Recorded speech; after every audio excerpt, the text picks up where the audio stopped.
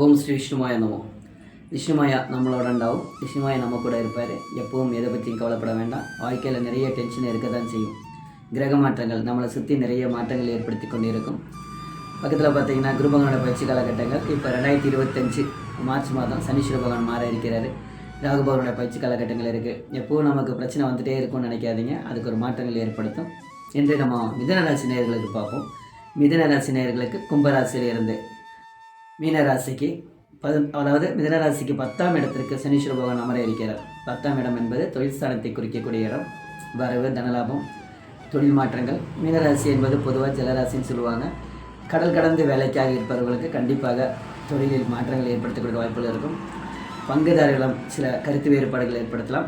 இதை பொறுத்த வரைக்கும் ஒரு நன்மையும் தீமையும் நடக்கக்கூடிய வாய்ப்புகள் இருக்கும். அது எப்படின்னு பார்த்தீங்கன்னா, நன்மைன்னு எப்படி எடுத்துக்கலாம்னா நல்ல ஒரு பொருள், புது பொருள் வாங்கக்கூடிய ஒரு வாய்ப்பு. தீமைன்னு பார்த்தீங்கன்னா நல்லா பழகி இருக்கக்கூடிய ஒரு நண்பர் பகையாகக்கூடிய ஒரு வாய்ப்புகள் இருக்குன்னு சொல்லலாம். ஸோ நம்மளுடைய பேச்சு ஸ்தானத்தில் கொஞ்சம் கவனப்படுத்திக்கங்க. ஒன்றும் கவலைப்பட வேண்டாம். மே மாதத்தில் குரு பகவான் உங்கள் ராசிக்கு 12 மறைந்திருக்கக்கூடிய குரு பகவான் தன்னுடைய ராசி சொந்த ராசிக்கு வர இருக்கிறார். அப்போ மே மாதத்துலேருந்து ஒரு புது மாற்றங்கள் ஏற்படுத்தும். தொழிலில் விட்டு எந்த மாற்றமும் ஏற்படுத்திக்க வேண்டாம். இப்போ செய்கிற தொழிலில் நம்ம மாறணும்னு நினச்சிங்கன்னா அது இப்போதைக்கு வேண்டாம்.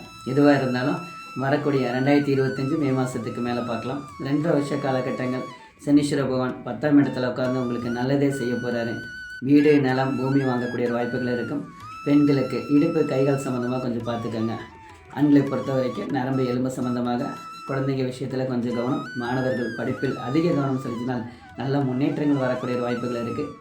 அரசியல்வாதிகள் அதாவது அவங்களுக்கும் அதே மாதிரி தான் நான் சொல்லுவேன். ஒரு நன்மையும் தீமையும். நன்மை என்பது நம்ம சுற்றி இருக்கிறவங்கள்ட்ட நம்ம நன்மதிப்பை பெறக்கூடிய ஒரு வாழ்க்கை காலகட்டங்கள்.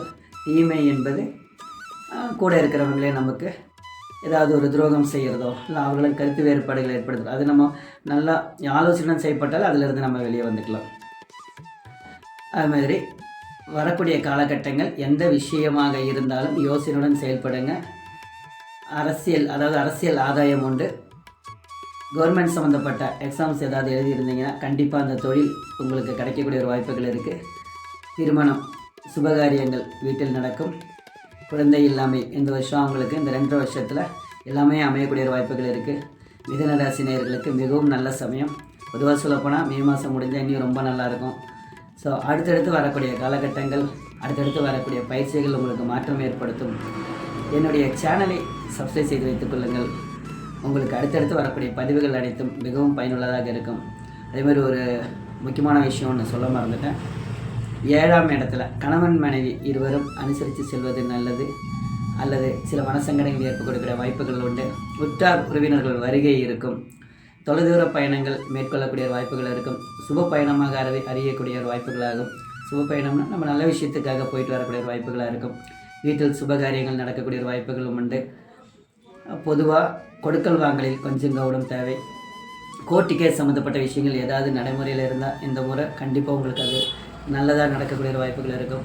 கொஞ்சம் கோபம் ஜாஸ்தியாக இருப்பீங்க மிதுனராசி நேயர்கள். அது கொஞ்சம் விட்டு கொடுத்துக்கங்க.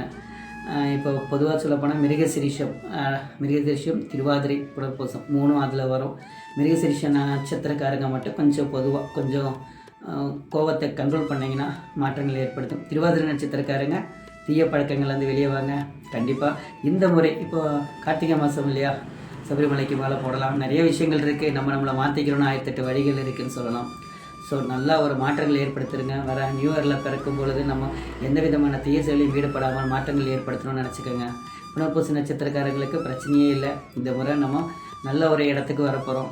நல்ல மாற்றங்கள் ஏற்படுத்தும். தொழிலில் சுப மாற்றங்கள் இருக்கும். மேலதிகாரிங்கன்னா நம்மளை சுற்றி உள்ளவர்களால் நமக்கு நன்மதிப்பு ஏற்படுத்தும்னு சொல்லுவாங்க. நம்மளை பாராட்டக்கூடிய விஷயங்கள் நடக்கும். ஸோ இதெல்லாம் உங்களுக்கு அமையக்கூடிய வாய்ப்புகள் அதிகம்.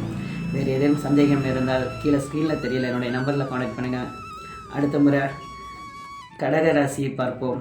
2025 மார்ச் மாதம் நடக்கவிருக்கும் சனீஸ்வர பகவான் பயிற்சி காலகட்டங்கள், வரக்கூடிய மே மாதம் குரு பகவான் பயிற்சி காலகட்டங்களும் பார்ப்போம். என்னுடைய சேனலில் இதுக்கு முன்னாடி நிறைய பதிவுகள் இடப்பட்டுள்ளது. அதெல்லாம் பார்த்திங்கன்னா உங்களுக்கு ரொம்ப முக்கியமான பதிவுகளாக இருக்கும். திருமணத்தடை, இப்போ செவ்வாய் தோஷம் திருமணத்துக்கெல்லாம் பார்த்திங்கன்னா நிறைய பிரச்சனைகள் சொல்கிறாங்க. நிறைய அதாவது எது தோஷ ஜாதகம் எது சுத்த ஜாதகம்னு நிறைய பேருக்கு தெரிய மாட்டேங்குது. ஸோ அது நல்ல முறையில் அதை எப்படி பார்க்கணுன்றதை கூட உங்களுக்கு நான் தெளிவாக சொல்லியிருக்கேன். இந்த காலகட்டம் உங்களுக்கு மிகவும் பயனுள்ளதாக இருக்கும். நன்றி. அடுத்த வீடியோவில் பார்ப்போம். வணக்கம்.